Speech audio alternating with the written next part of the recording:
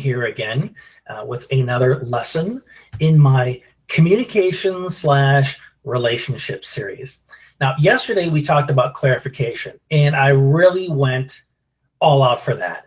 It was about an hour long, and although I enjoyed giving you that much content, I want to have some conversation with you as well.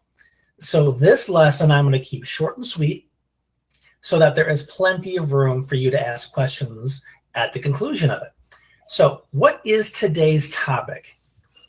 Well, I preface this by saying that in relationships, we often get into this pattern of not wanting to be honest with each other, of being afraid of telling our friend, our parent, our partner, our coworker about something they're doing that's not working for us. In fact, something that is really bugging us because we don't want an argument, we don't want to fight, we don't want to offend the person, we don't want to hurt their feelings, whatever the reason is. But you and I both know something very important. If these things go undiscussed, they build up. They begin to erode your feelings. Resentment begins to build. And before you know it, the damage is so far gone that the relationship is permanently damaged or the relationship ends. I saw this with my previous marriage. We didn't do a good enough job at prioritizing communication. We had very different styles. A lot of things got shoved to the back until they became so toxic to the relationship that it wasn't going to work. So one thing that I've discovered over the years is that people are afraid to be honest with one another.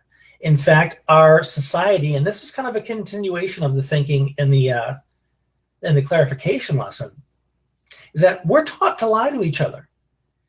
We're told to tell people what they want to hear in order to bolster their feelings, help them feel better about themselves.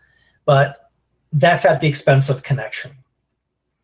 And one of the reasons why we are afraid of it is the same reason we don't clarify. We're afraid of anger. We're afraid of somebody's feelings being hurt. And I thought about this long and hard. And what I want to do is take the suffering out of it, and teach people how to hear honest feedback from each other so that it can build the relationship instead of hurting each other's feelings. And I came up with a process, which is basically 4 main steps. And what these 4 steps do is they answer this very important question. How am I doing? Because as we go through life, we're always getting feedback, whether we realize it or not. So let's say something simple. I want to get up from this chair and I want to walk to the other room. So the environment, my senses are giving me feedback on how am I doing? Am I standing yet? My vestibular, my proprioception tell me, am I standing yet? Yes. Am I walking? Which direction am I walking? Am I walking forward? If I happen to bump into the wall, which I do far too often, I'm a klutz, gives me feedback that tells me how am I doing in my goal to get from here to the next room. Make sense? Now in relationships, how do we get feedback that lets us know how we're doing? You compliment someone, or you think you're complimenting them, and they say, oh, that's so rude. How could you say that to me? Or they say, oh, you're so sweet. Thank you. You've just gotten feedback that answers the question, how am I doing in my goal to compliment you? Make sense? So whether we realize it or not, that question's always going around in the background, subconsciously. And when we give each other feedback in our relationships, that answers the question, how am I doing at being your friend? How am I doing at being your coworker? How am I doing at being your wife? Or how am I doing at being your husband? Okay? And you want to be able to answer that question for them in a way that tells them what's working, what can work better, and how to fix it. Okay? So let me give you a sense of how this would work in a relationship. And these 4 steps, honest to Murgatroyd or honest to the creator, this one strategy has helped save marriages. When couples came to me and they were thinking about divorcing, I gave them this one strategy, encouraged them to work on it, and they decided to stay together because they realized that communication was the issue. It wasn't a matter of their significant other deliberately setting out to hurt them. It was that they had no way to communicate that the hurt was taking place. So I gave them this strategy, and here it is. First, you must have this belief, okay, that there is no failure in life, there is only feedback. Meaning that the world gives us information about how we're doing. It's not saying, you screwed up, you're a loser, you suck, you're worthless. That's something our inner critic does. All the universe does is tell us how we're doing at our efforts, the things we're putting out there. So it's important to understand that when our spouse or significant other or friend gives us feedback, it's the same thing. It's not failure. It's not you screwed up and you're a god-awful person because you did this. It's feedback to let you know how you're doing, okay? Quick sip of water.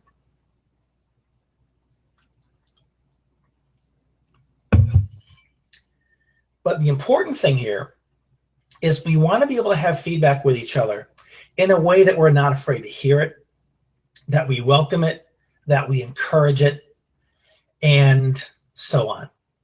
So here are the 4 steps to use in any relationship that answer the question, how am I doing? The first step is that you need to agree with each other that giving feedback is absolutely necessary to the health of your relationship. And like any other strategy I teach, the way you agree to it is to model it. You begin inviting people to give you feedback according to these 4 steps. Once you hear them and you show them how well it works for you, then you invite them to make it part of your relationship. Okay? I'll expand on that in a minute. So the second step is agree to what you'll give feedback on. So you're agreeing that I want you to give me feedback on specific things. In this case, what's working and what's not working. I'll give you an example from my own life. One difficulty that I've had over time, because I don't read nonverbal cues as well as I would like to, I would typically miss when somebody was upset by what I said unless they verbalized it, or if somebody was bored because I was droning on and on about something that interested me a whole lot and I was loving talking about it, but I really didn't check in to see if the other person really enjoyed it. So what I started doing is I negotiated with my wife that, could you please give me feedback on when you notice somebody else is bored with what I'm talking about? Okay. Now, here's step 3. Agree to how the feedback will be given. This is critical. When you will give me the feedback, where you'll give me the feedback, and how you'll give it to me. So I am inviting her to give me feedback and when I'm making somebody else bored, but we discuss how to let me know. Because if I leave it to her, she might just say, honey, we're ready to move on now. That might be a little embarrassing. Or, would you please shut up? We don't care. Again, not another preferred statement. But what we did negotiate is she would tap me on the shoulder and say, hey, hon, remember we were talking about this the other day? And she would invite a new comment. It got to the point where I was able to kind of put myself in check and ask the people around me, hey, I've been talking about this for a while. Would you like to hear more? Would you like to change the subject?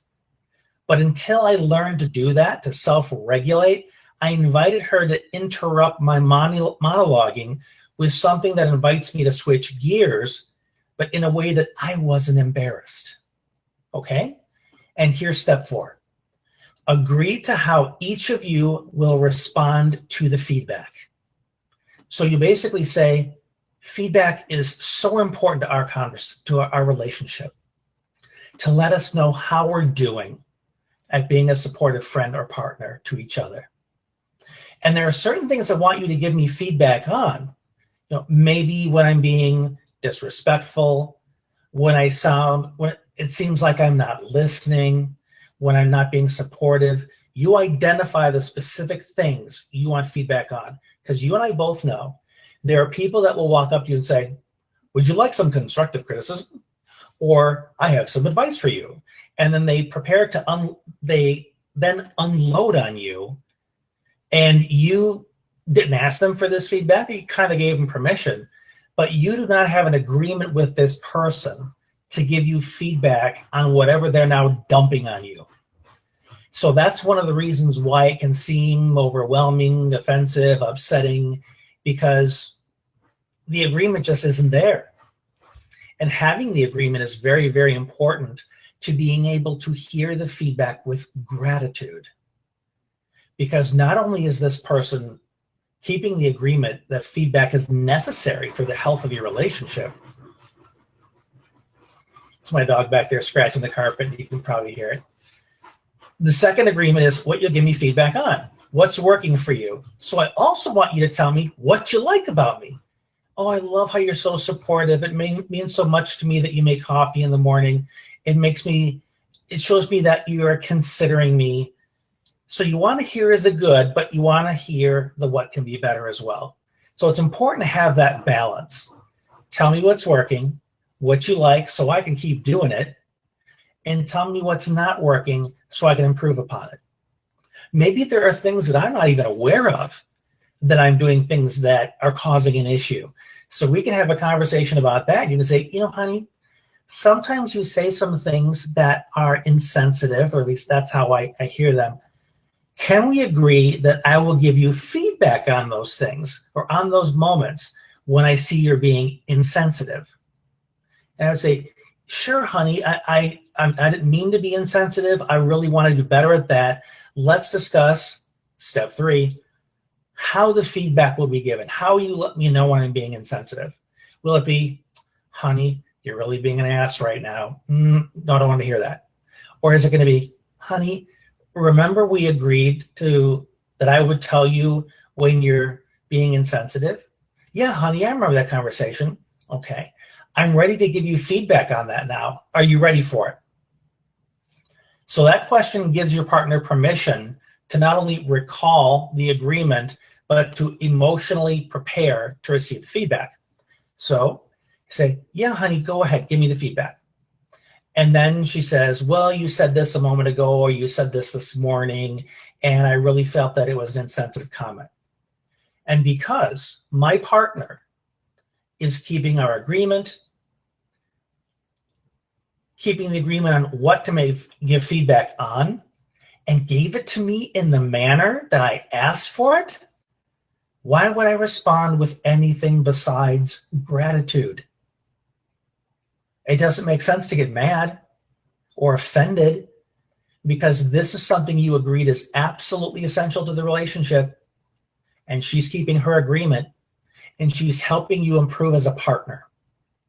This is one of the things that is so fundamental in keeping relationships strong and keeping them growing, and allowing that kind of intimacy and vulnerability that improves your connection.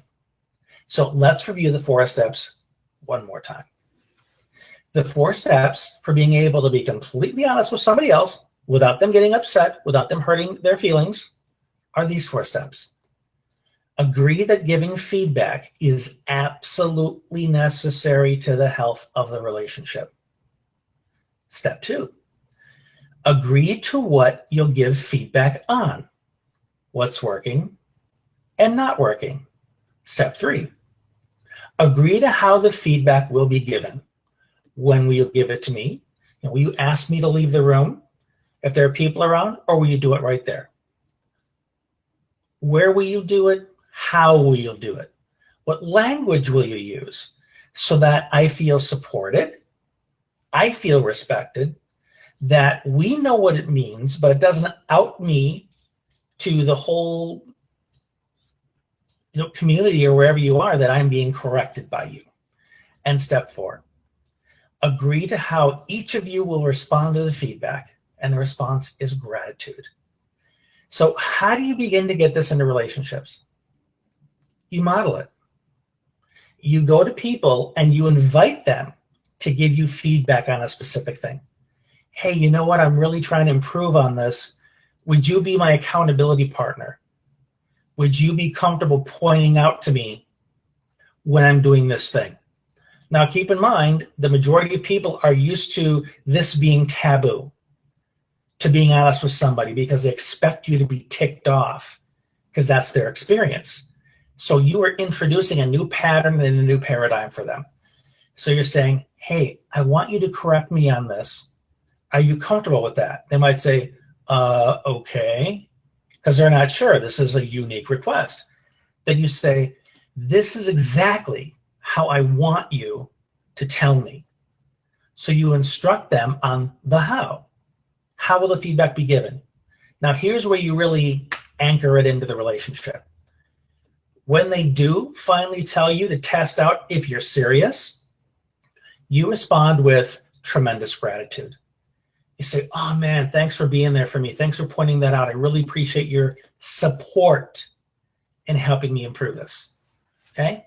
It's not, I really appreciate your criticism. I really appreciate your 2 cents, your unbiased opinion.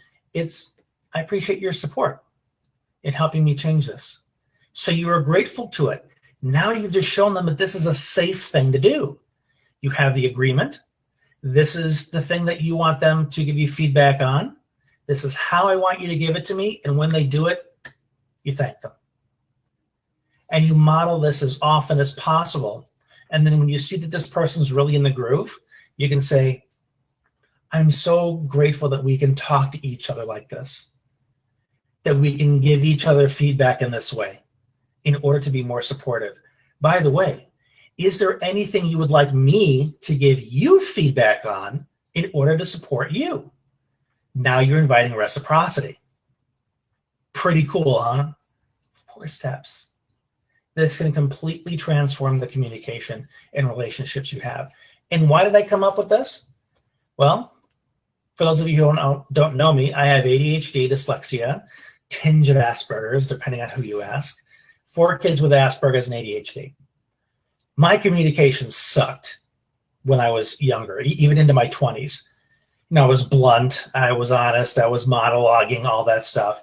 And I wanted to be more effective. So I had to do a lot of reflecting on what communication was. I had to talk to a lot of people and get their opinions about what worked and didn't work. And from all of that, these 4 steps emerged. And now I practice them every time I meet somebody I want feedback from. And I teach them to all of my clients so that their relationships can be rocking whether they get nonverbal cues or not. These strategies are very universal. So thank you for watching. I hope that this has been helpful. If so, please comment. Let me know specifically what was helpful for you. If you want some support in customizing the strategy to your unique relationships, send me an email or a private message. I'm happy to help you. And if there's anybody you think can benefit from this, please share it freely. That's why it's here, to help other people. So thank you very much again for tuning in. This is Brian King, and we'll talk to you again soon.